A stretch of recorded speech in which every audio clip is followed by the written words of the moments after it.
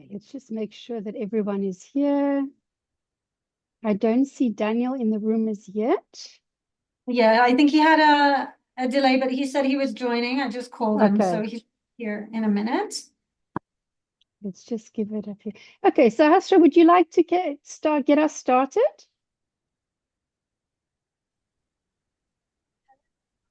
We can't hear you. I hope I'm audible now. Okay. So, hello everyone. Welcome to World Future Day Young Voices 2025.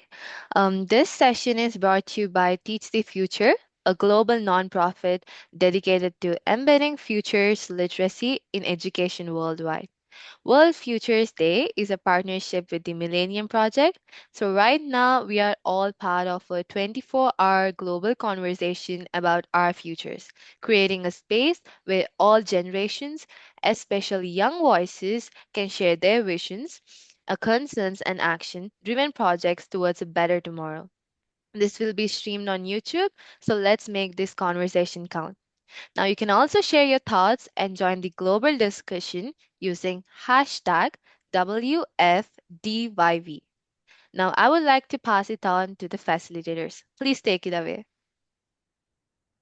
Hello, everybody, and thank you for the introduction. So welcome if you've just arrived. Maybe some people will trickle in, and I expect that Daniel, who's my co-facilitator, will join us very soon. So this session is about the future of democracy. And today we will be exploring some aspects of what democracy looks like at the moment, particularly in Sub-Saharan Africa.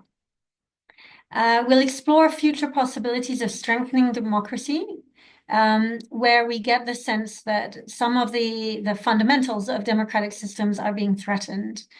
And we'll also look at possible causes and how the current generations can protect democracy for future generations. So we'll have a presentation by Daniel, and we'll also have an interactive session. So I'd like to kick us off. Maybe I'll introduce myself first, and then we'll introduce Daniel when he joins us. So my name is Sonia Feb, and I'm a consultant working on strategic collaboration. I'm passionate about bringing people together to work meaningfully for successful outcomes for people and planet. And I've been engaging in futures work for a number of years, and I combine it with work on gender inclusion and some other technical areas as well. So before we kick off, I'd like to have a little brainstorm or an icebreaker in the chat. So could you give me so just think about when you think about democracy in Africa. If I say democracy in Africa, what comes to your mind? Could you just share for us, whatever comes to your mind first when I say democracy in Africa? And you can, Nelson Mandela, I was talking about him yesterday.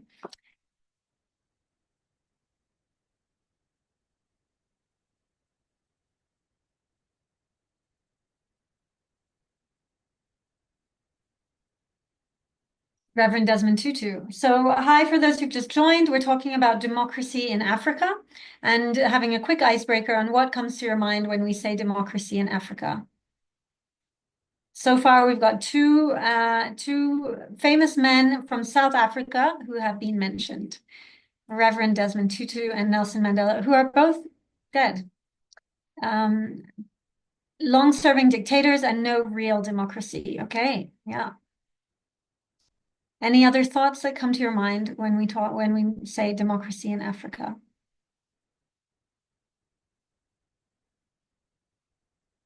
All right, well, clearly it's not a concept that is very vibrant in our minds. So I think this is kind of the point of the discussion today.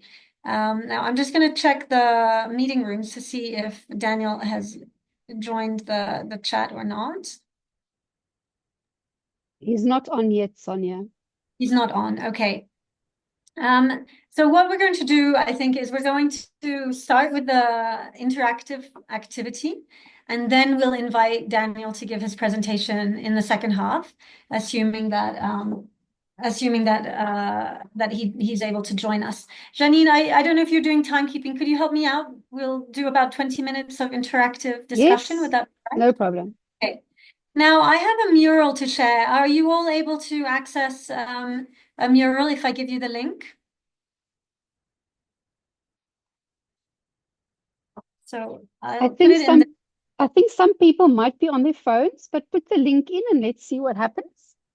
and for those who are, you can always put your messaging in the chat box and then we can add it to the mural and I'll share the mural on my screen. So here's the mural. And let me share it on my screen as well.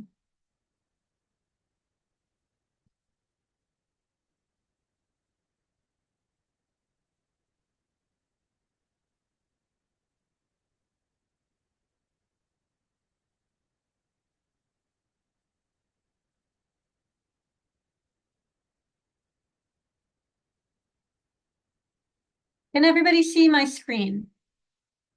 Yes. So we're going to do a bit of a brainstorm. We have we have three different columns, and we're going to start with, I think with the third column, since we've obviously, when our brains are not warmed up yet to associating these ideas of democracy and Sub-Saharan Africa. So we're going to start on what we see as some of the risks and threats to democracy in Africa.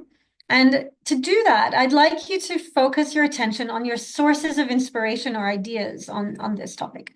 So when you think about democracy in Sub-Saharan Africa, where do you get your images from?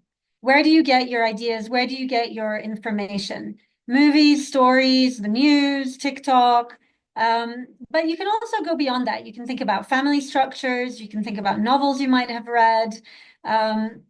What are the risks and threats to democracy in Africa? So to use the mural, you have to go to the side here. You would click on sticky note, and then you click on a color that you like, and then you move it over to the column that's this third column that says risks and threats, which I'm struggling to do right now. Let me try that again. All right, well, while I struggle with that, I'll let you guys also practice and come and put your post-its in this third column to think about risks and threats to democracy in Africa.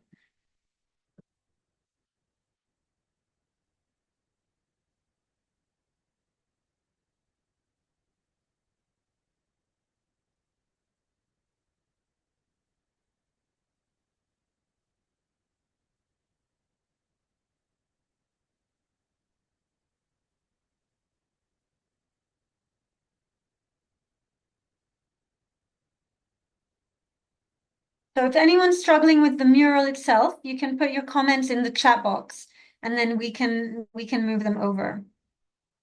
So we'll have a bit of a reflective exercise first and then we'll discuss what we see.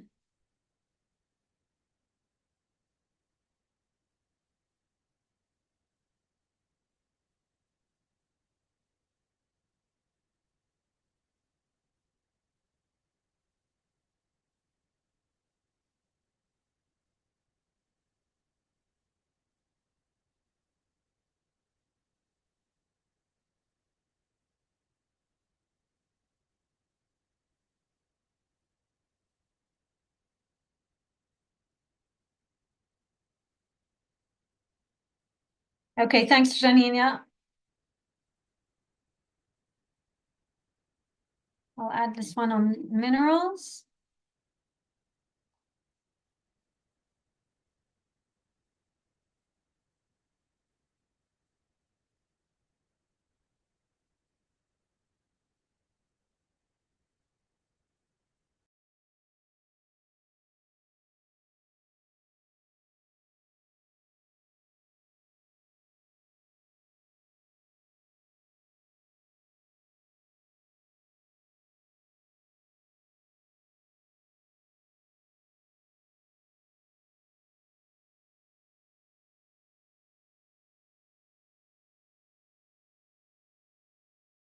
Yeah, we're talking a lot about the actual issues. I'd like to invite you to think about where do you get these ideas and knowledge from?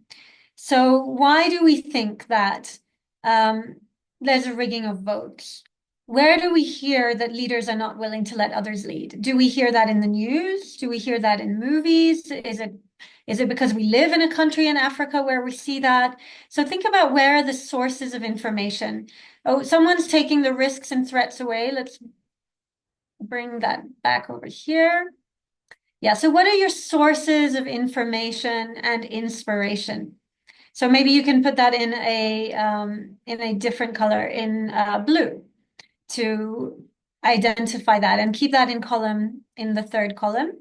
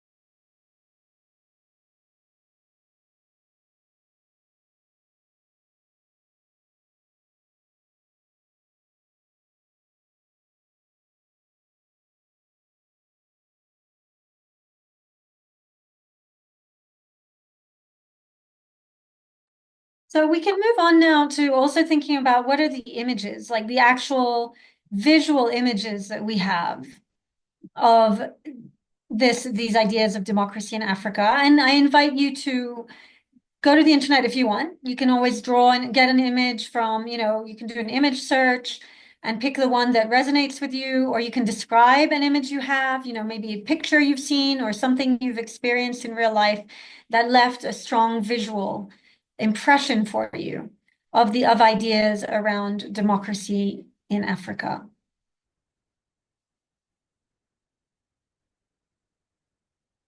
So take your time, and then you can just copy and paste those images, or you can describe the visual picture that you have in your head when we talk about democracy in Africa.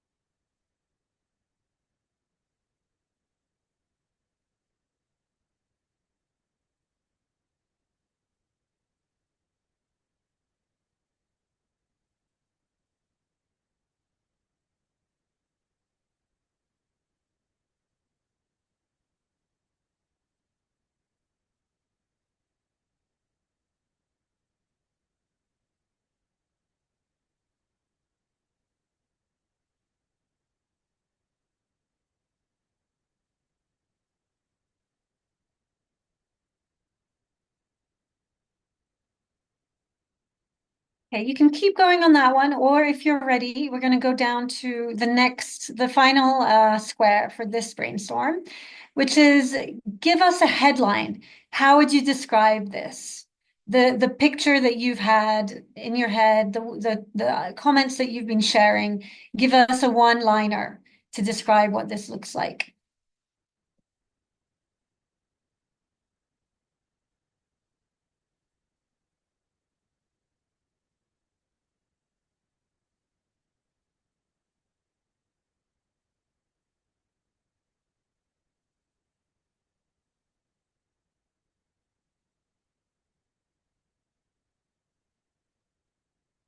Okay, I've got one here, lost opportunities in Africa.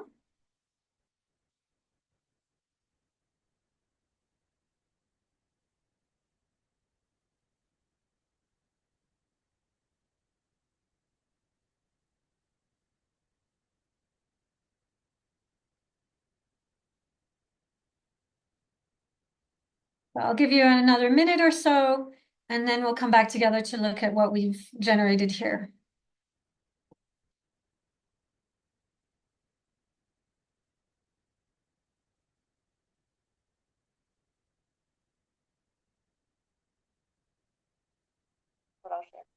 Yes.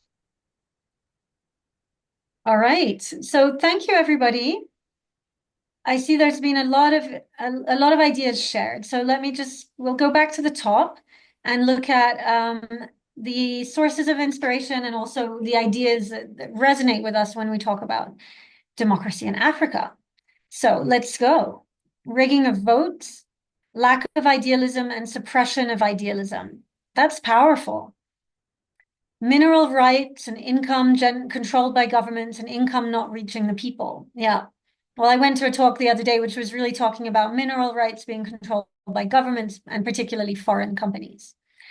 Male-dominated political environments, inequalities in the distribution of wealth, leaders not willing to let others lead, so distributed leadership, corrupt power structures, illiteracy or lack of awareness. So we've got a very negative picture here. But we do have some interesting points coming out here. Nnedi Okorafor novels. I just read Akata Witch, which I loved. So it's nice to see her name up here. Short stories in Afrofuturism, general news from the BBC, social media, The Guardian, all of which paint a bleak picture. But there is a hope in a return to more indigenous or family communal wisdom.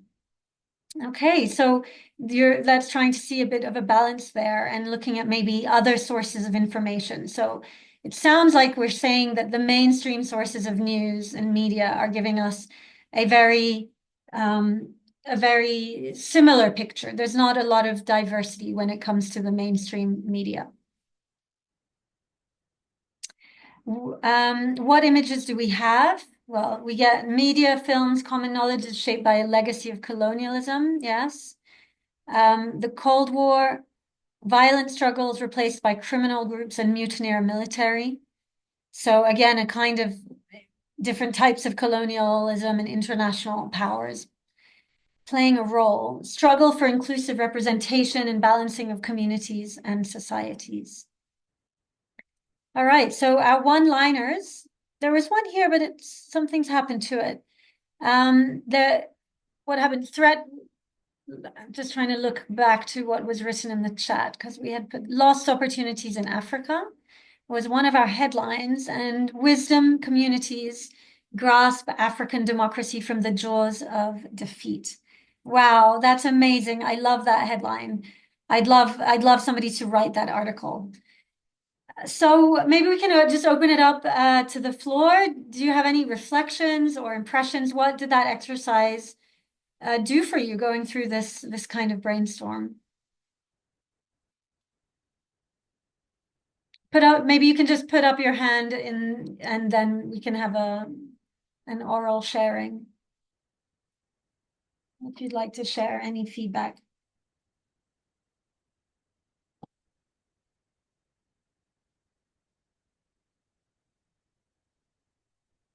Hello, Sonia. I was the one more on the systems level, international politics, security, but also the dark side of politics.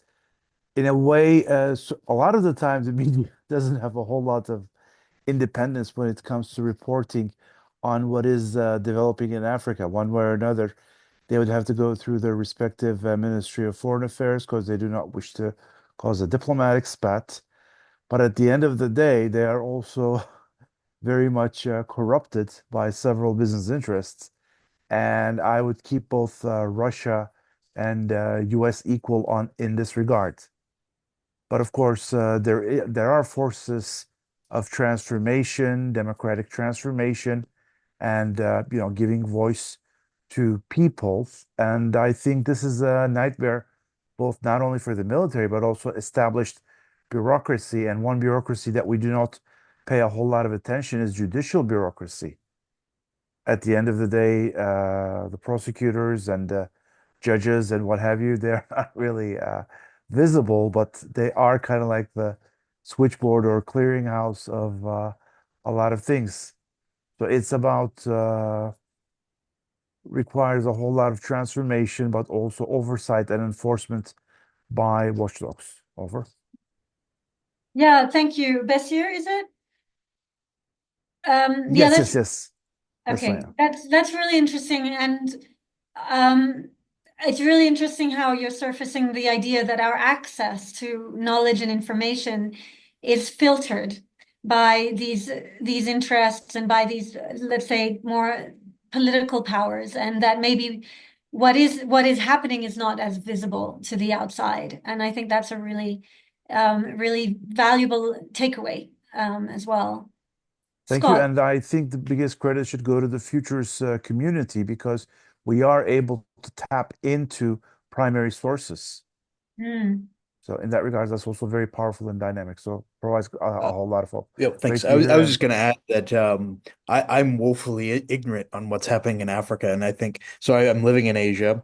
A lot of my news sources, I have to admit, are fairly Western, and so the only times I hear about Africa, in fact, it's been what's been happening in Central Africa has largely been dominating any of the headlines that manage to kind of get through. So you really have to kind of look for it. But it's also for me hard to think of a unified notion of Africa, just because, North Africa, South Africa, Central Africa, all fairly different, a lot of difference in cultures and politics and everything else that's going on. And so, unfortunately, the only thing that really unifies it is that, China, the US, the West, other countries look at it as an opportunity for, I guess, possibly nefarious, but also possibly good. Depends on who you ask and what you believe, purposes. So. Mhm. in Yeah, thanks. fact, Janine is a mind reader because many years ago when I was interning, I was asked whether I read the New York Times or the Washington Post. And I said neither. Instead, I use LexisNexis and enter a few command words. And that way I get like 500 different reports, news wires and major newspapers' top stories. That provides you a far better scan of everything. So I guess we should keep, instead of getting a small satellite dish, subscribe to a number of channels. Why not try to afford the 2.5 meter, 5 meter satellite dish? Thank you. Okay, thanks. So I think we've given ourselves some entry points to move to the next piece, which is going to be looking at some more hopeful visions of what democracy might already be that we're not as aware of or that is not as well known in mainstream media, and what it could look like. What are some sort of points of leverage or of opportunity that we see arising? So we're going to look here at desirable types of democracy, and we're going to first focus on our sources of information. So we can do both pieces. We can talk about what we know or ideas we have about what positive democracy could look like. And we can also say where we can get those ideas from. So let's start with that. Back onto the mural. If you are having trouble with posting, put your ideas in the chat. So here we're really looking at desirable types of democracy and where we can get inspiration for models or examples of desirable democracy in Sub-Saharan Africa. And feel free to, differentiate between different regions within Africa or countries or cultures as you see fit.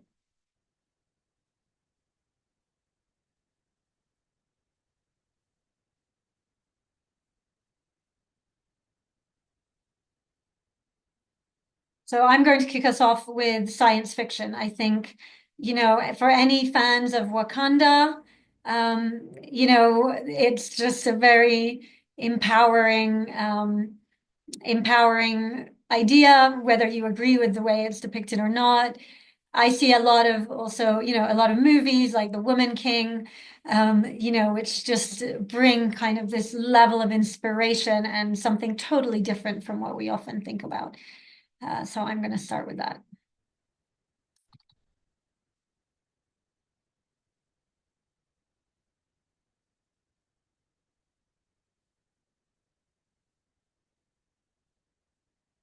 I mean, we started off the discussion talking about some of the most inspirational leaders of all time, Nelson Mandela. So we do obviously have in our imaginary, a sense that there are driving forces for democracy and freedom. So maybe let's try and sort of source that from our histories, from our from our mixed identities, from our the stories we heard growing up.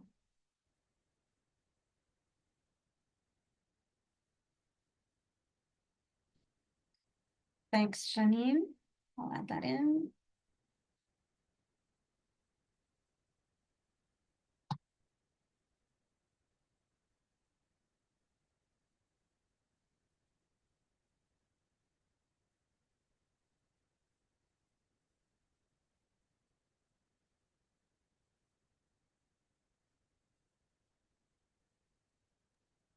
Apologies, Sonia, I can't access the mural whilst I'm recording the session, so I'm just adding to the chat. Tell us a bit more about this idea that women were treated as equals to men in pre-colonial Africa. Could you give us a bit of Yes, background? when I did my futures master's thesis, I was looking at traditional models of youth role, you know, looking at their hopes, visions, fears, and so forth of the future. And what I came across was a lot of accounts of where women were really treated as equals to men for hundreds of years in Africa. But with colonialism came Calvinism, Christianity, etc., where women definitely did not have an equal role, and that changed the dynamics quite substantially, and that has remained. But there are many African authors that you could consult who write about the traditional African way of life, where there was, in fact, really equality. Great. Well, feel free to share those references in the chat if you have any that you can share. I think that would be really interesting for us to see.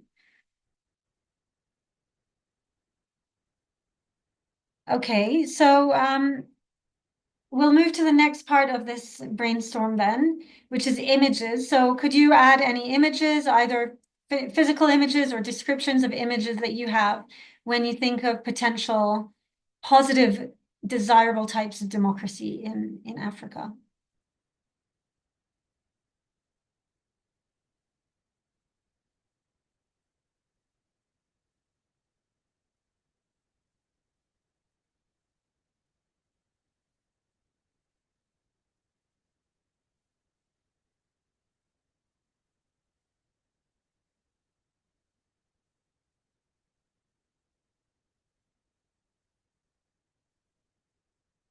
So my kids actually go to school here in Nairobi, and I'm very struck by the compassion and kindness of the teachers who teach them and of the environment where they go to school. And I think that's something quite special that we experience here.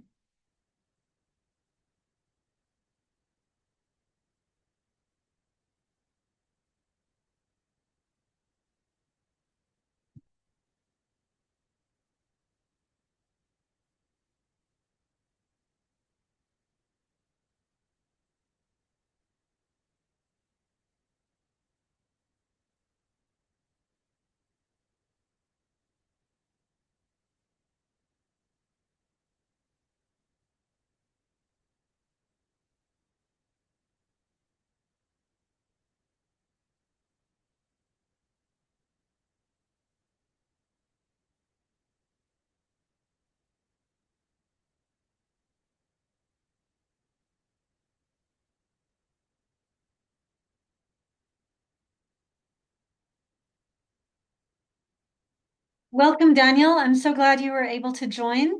I'll introduce you in a minute. We're currently doing the brainstorm and looking at images that we have related to positive visions of democracy in Africa. So when you're ready, we're going to move to the next piece, which is sharing a headline, a one-liner of what this positive democracy could look like. So we had one already in the more negative piece, which was looking at wisdom communities grasp African democracy from the jaws of defeat. So if you don't mind, I might copy that and paste it as well in this one.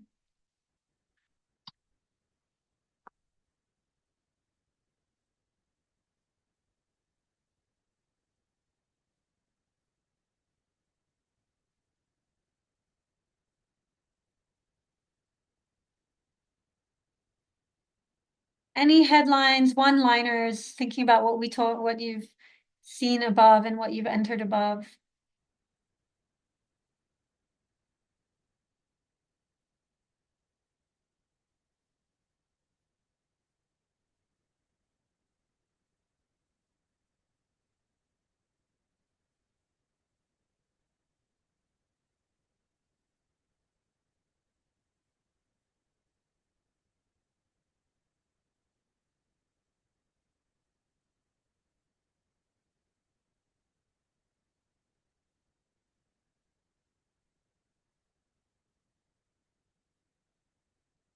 Okay, I'll let you mull over that one. We're going to go back to the top and see what have a review of everything that we've said. So we were looking at sources of inspiration for positive versions of democracy.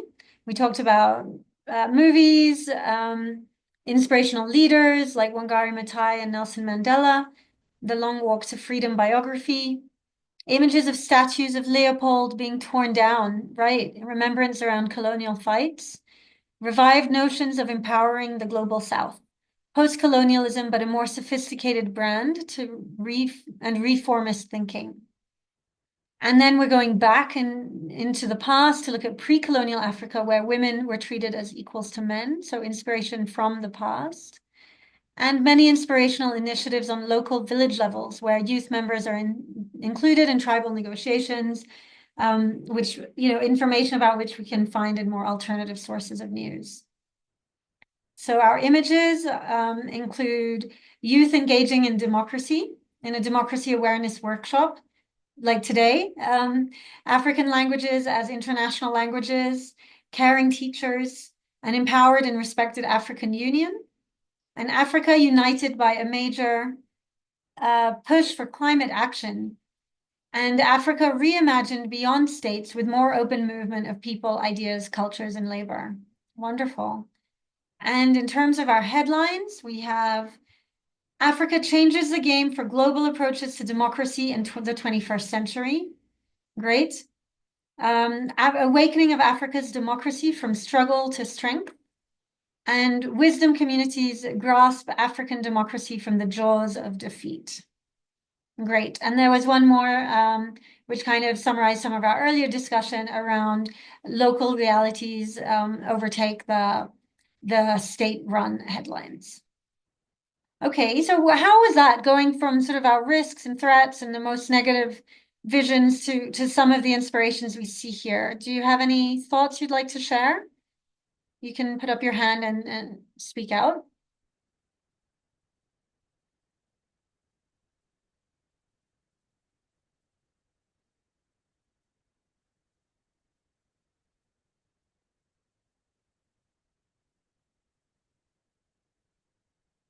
Has it helped you reframe a little bit your earlier sort of maybe the notions that we came in with? Do you think if we did that exercise again, democracy in Africa, we might come up with some different responses? Yeah. Okay, well, to guide us through the next piece, I'm really happy to welcome Daniel Manoba, who is a researcher based in Ghana. And Daniel, I'll let you introduce yourself and take us through your presentation.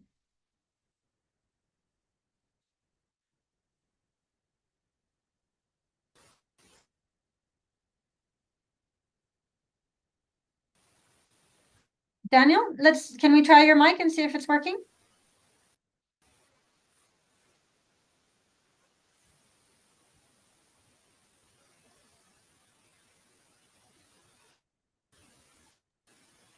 Can you hear me now? Yeah, a bit of background noise, but we can hear you. Hello. Yep. Can you hear me? Yes.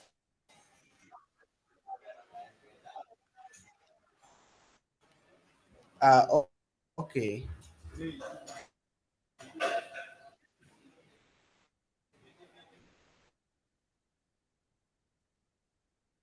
We can hear you, Daniel, so feel free to kick off if you can introduce yourself.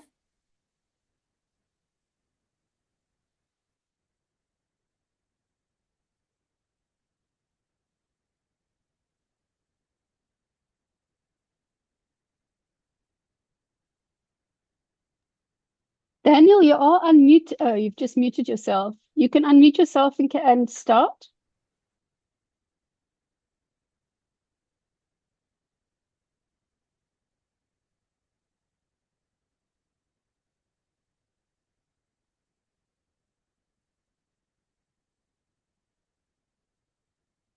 Now, I think Daniel had some problems with the network, so if we can just be a little bit patient, but I will share the screen.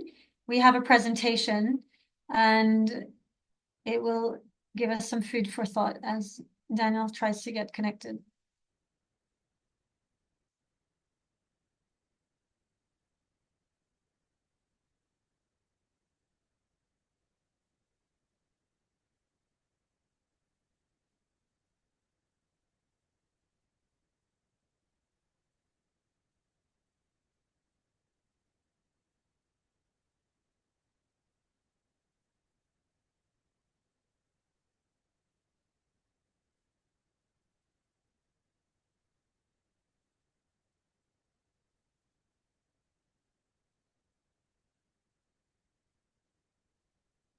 Now, can you see my presentation in presentation mode or not yet? Is it?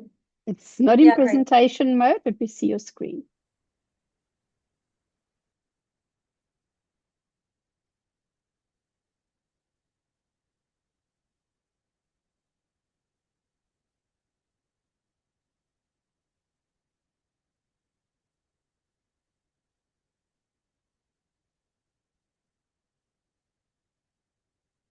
Daniel, any luck? Otherwise, I'm wondering if you can join through my WhatsApp, for example. Yes, yes, please. Can you hear me now? Yes. Okay, okay. Thank you very much. Yes. Sorry for the incident. Having a network challenge over here. So I don't know. Can I'll be glad if you can control the presentation slides for me because I'm having issue with my own presenting it here. Sure. So go ahead. We Okay, can hear you thank you. really well now. Okay, okay. So basically, Daniel Enoch Manoba, my research area comprises of climate change, uh, uh, conflict resolution, and then child right activism. So basically, during my work over around in Africa here, probably country like Burkina Faso, where I was basically focusing on looking at terrorism and then the involvement of women in terrorist activities.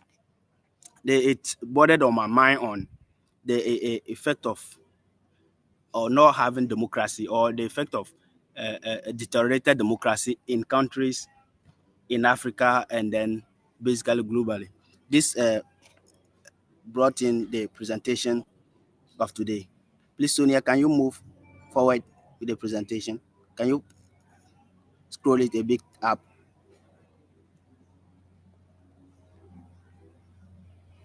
Okay. So I look at the current state of our democracy globally, and obviously the EIU report shows that our democracy is globally not showing a good sign, and then it's falling below this from the 5.25 somewhere 2006 to historically low in 5.17 in 2024, showing that more than one third of the population is living under the dictatorial and authoritarian rule, which almost half of 45 out of 140 countries surveyed suffered a decline in democracy in the past five years based on the 17 metric ranging from civil liberties to judicial independence. The year 2022 was the seventh consecutive year in which countries with a net decline exceeded those with a net advance.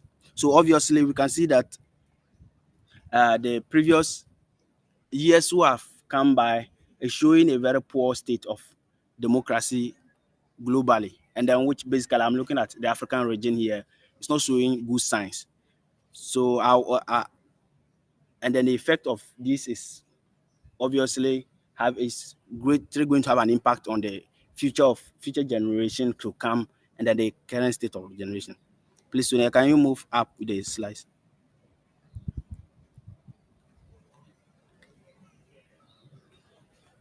So broadly decline, we can see it in it's basically focusing on the human rights of people, rule of law in most regions, especially when you look at Africa here. I remember my work in Burkina Faso, where currently now is under a military ruler. You could hear people complaining a lot, especially women, and then and girl child complaining a lot about how they are not fairly treated and the security issues that are bewailing them, and the worry that the future generation have will suffer in relation to that, which obviously is leading to the limited fight against corruptions in Africa and countries like Asia and other Europe. And this alarming deterioration of the democracy, obviously having a risk with our fights for the UN SDGs 2030 and the risks which it will pose to the future, the next generation. Sonia, please move up.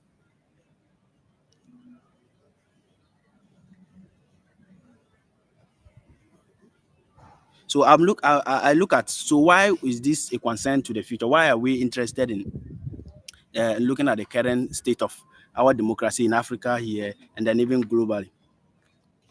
So what bothered my mind is why we will have assumed that the deterioration rise in democracy globally and then in Africa here will be a burden to most youth. I've seen that is quite unfortunate, considering that data and then signs of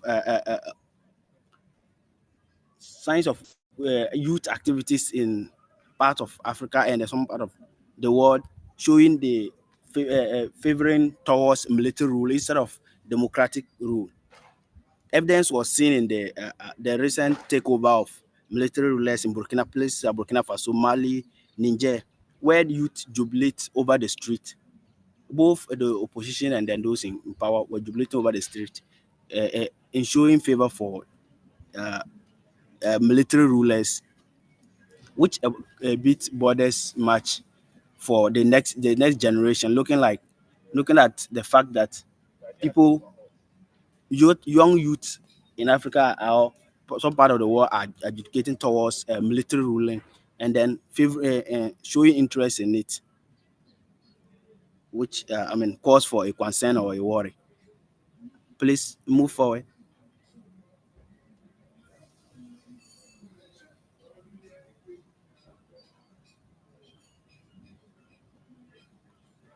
So I look at in all this, how did we get here? How do we get to a point where people are now youth are now educating for or clamoring for military rule and then dictatorial rule instead of our beautiful democracy that we all enjoy?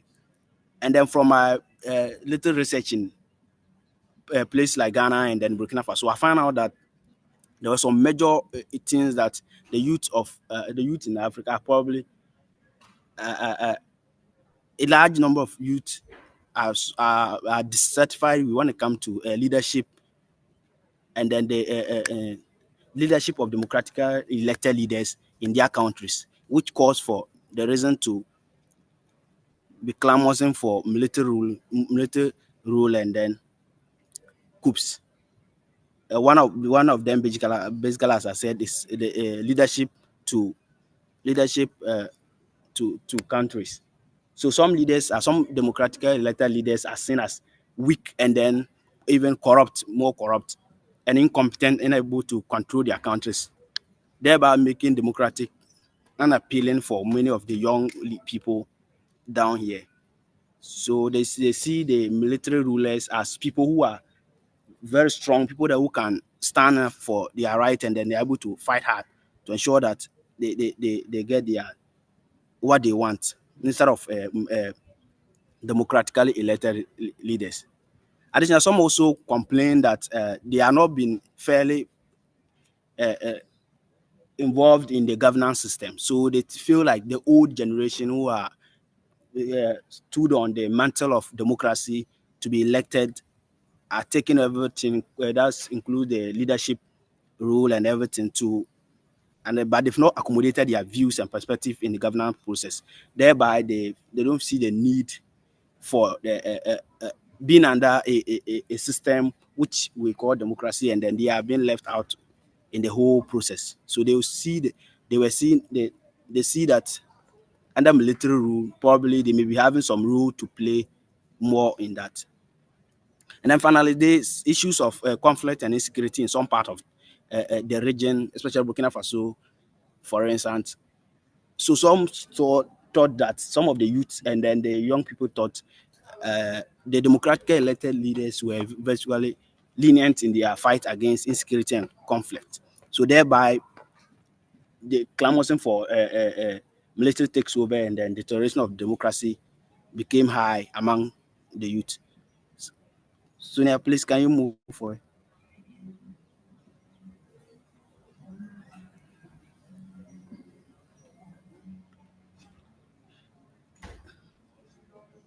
I mean, so I looked into the to the next feature as we look into the future and then trying to get the future that we all need, getting the youth involved, and they're building a strong democracy, which the next generation, the next generation will be able to rely on. I found out that even though the future at some part of the world, places like Africa and other places, it looks a bit scary and uncertain due to the changing in digitalization, climate change, and geopolitical shift in powers.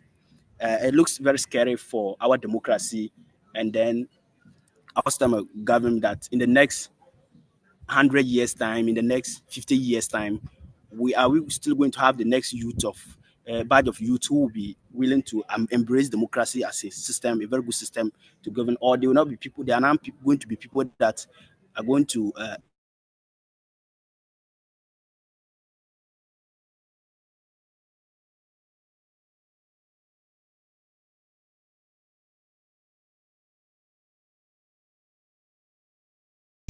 looking at the way the clamorous nature with you, people believe military rules are the solution.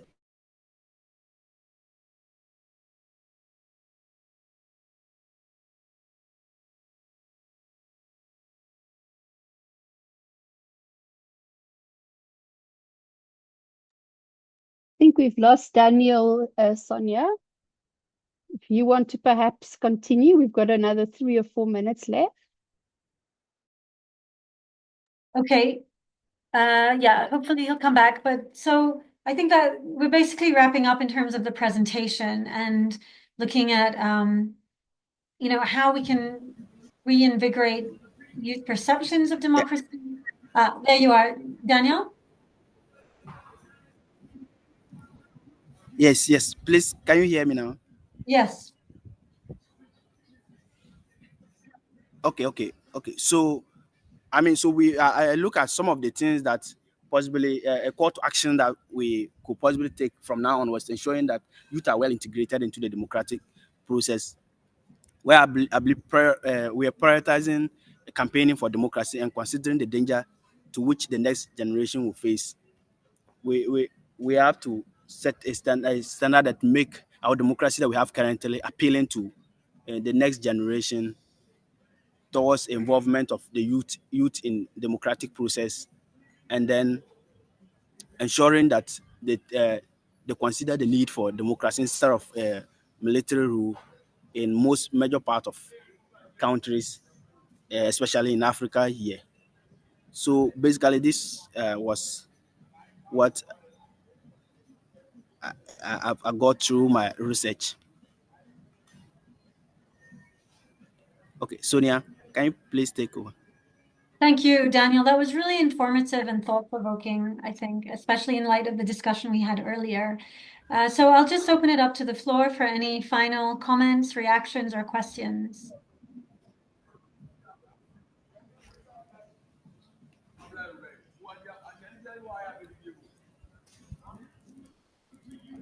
May I ask a question of Daniel? Daniel, we know the youth should be advocating for democracy, but are they actively doing that?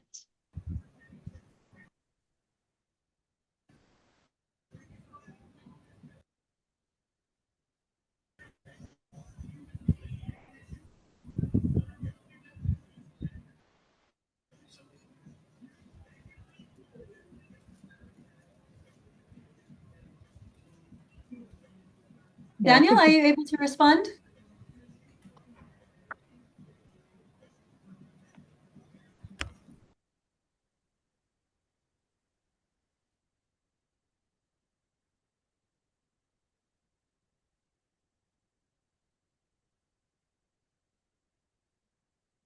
Daniel, we can't hear you. Maybe you can respond in the chat to Janine's question.